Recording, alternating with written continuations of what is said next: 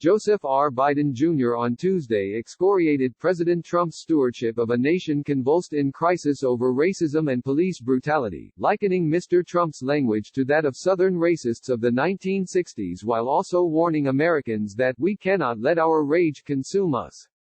In his first formal speech out in public since the coronavirus shuttered the campaign trail in mid-March, Mr. Biden delivered perhaps his closest approximation yet of a presidential address to the nation. He emphasized themes of empathy and unity to draw a clear contrast with Mr. Trump, who has threatened to deploy the military nationwide to dominate protesters and has portrayed those demonstrating as thugs. With Mr. Trump determined to cast himself as a self-described law and order president, Mr. Biden aimed to appeal to a broader range of the electorate's concerns, pledging to address economic inequality and racial injustice but also urging the nation to come together at a moment of deep civil unrest.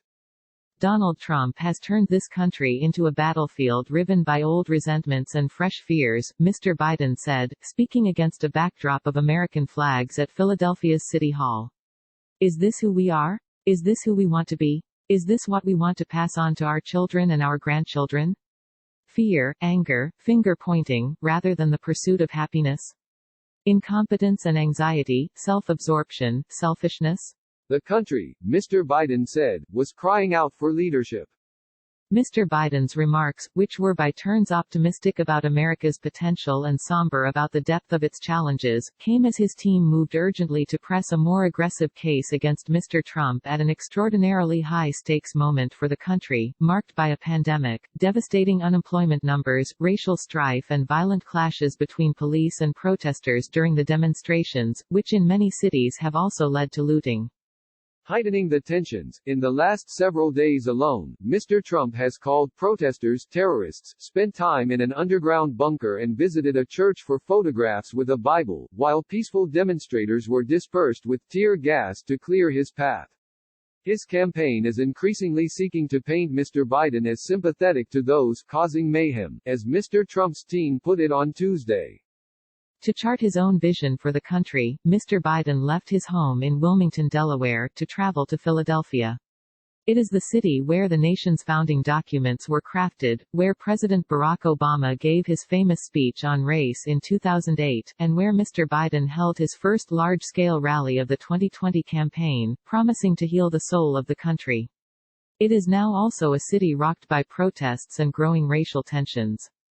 In his remarks, which lasted around 20 minutes, Mr. Biden urged his opponent to consult the Constitution and the Bible instead of eviscerating the guardrails of democracy, one of many times in the speech in which Mr. Biden reached for language that has traditionally had bipartisan appeal. The president held up the Bible at St. John's Church yesterday, Mr. Biden, a practicing Catholic, said, referencing the photographs for which Mr. Trump posed. I just wish he opened it once in a while instead of brandishing it.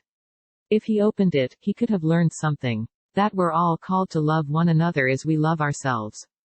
Yet Mr. Biden, who spent much of the presidential primary campaign casting Mr. Trump as an aberration, also said that defeating him would not be enough to heal the nation's centuries-old divisions, which are growing deeper seemingly by the day. Seeking to acknowledge both the pain and the chaos of the moment, he warned, we must not let our pain destroy us.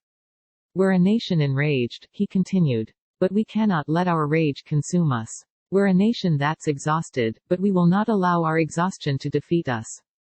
Declaring this the time for our nation to deal with systemic racism, Mr. Biden called on Congress to pass measures including a ban on police chokeholds. He urged a model use of force standard. He highlighted his promise to create a National Police Oversight Commission. And he pledged that as president, he wouldn't fan the flames of hate. All seek to heal the racial wounds that have long plagued our country. As Mr. Trump cracks down on protesters, how Mr. Biden handles the coming weeks could define his candidacy for the final 5 months of the presidential contest. There is an increasing sense of urgency among his allies to see him leading from the ground, and his speech Tuesday marked the third straight day he appeared in public. This is a moment in our nation's history that is as unique as if we had the 1918 pandemic and the 1929 stock market crash and the 1968 riots all happen at the same time, said Senator Chris Coons, Democrat of Delaware. There's a limit to how much leadership you can show without seeing people, hearing from people, connecting with people. Joe Biden has always been at his best when people can feel and see his empathy. The former vice president, 77, is cautiously re-emerging onto the public landscape at one of the most volatile moments in at least a generation. The killing of George Floyd, a black man who died last week after a white police officer knelt on his neck for nearly 9 minutes, has sparked an outpouring of grief and anger across the country. Peaceful demonstrations during the day have turned chaotic at night as images of American cities, under curfew and on fire, blanket the airwaves. The country, Mr. Biden said, required leadership that can recognize pain and deep grief of communities that have had a knee on their neck for a long time. Mr. Biden also decried clashes between police, protesters and looters. There's no place for violence, no place for looting, or destroying property, or burning churches or destroying businesses, he said, noting that many people of color have been victims. Nor is it acceptable for our police, sworn to protect and serve all people, to escalate tension, resort to excessive violence. We need to distinguish between legitimate peaceful protests and opportunistic violent destruction. Meanwhile, the coronavirus rages on, with more than 100,000 Americans dead, and more than 40 million people who have filed for unemployment. Mr. Trump's campaign defended the president's approach to the crisis. President Trump has addressed the nation twice, expressed horror and sorrow for the death of George Floyd, stood with the peaceful protesters, and made it clear that he would not abide our cities being overtaken by violent, uncontrollable rioters, the campaign said in a statement. While Mr. Trump, with the bully pulpit of the presidency, never left public view as the virus closed much of the country, Mr. Biden spent recent months campaigning virtually, struggling to break through with his message. But he made a public Memorial Day appearance to pay his respects to Delaware's war dead and emerged for a Sunday walk around Wilmington, visiting the site of demonstrations and meeting with store owners, said Representative Lisa Blunt Rochester, Democrat of Delaware, who accompanied him. That was followed on Monday by an in-person meeting with faith and community leaders at a historic black church. Such activity shows you his heart and his understanding of the urgency of this moment, Mr. Coons said. I wouldn't be surprised if he went to Minneapolis. A leader, Mr. Coons added, takes some risks to hear people and to respect them.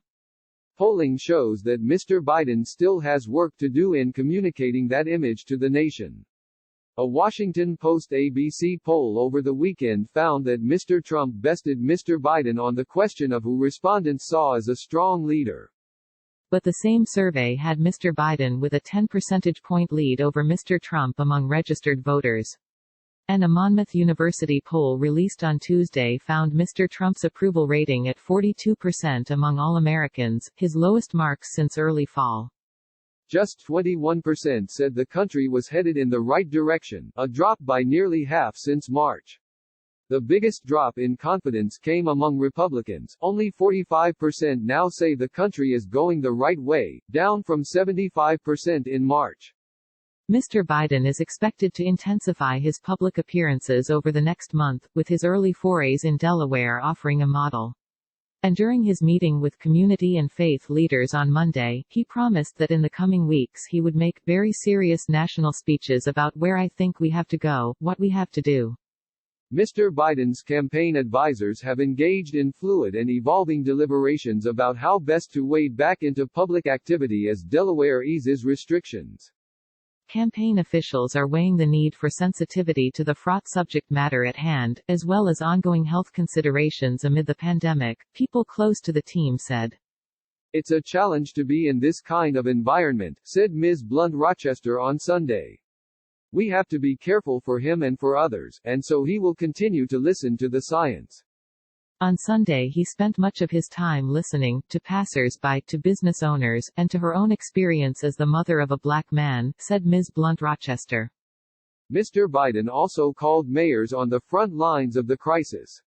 He asked me how I thought he could be supportive of the work we're trying to lead nationally, and how he could be helpful in that space, said Mayor Melvin Carter of St. Paul, Minn.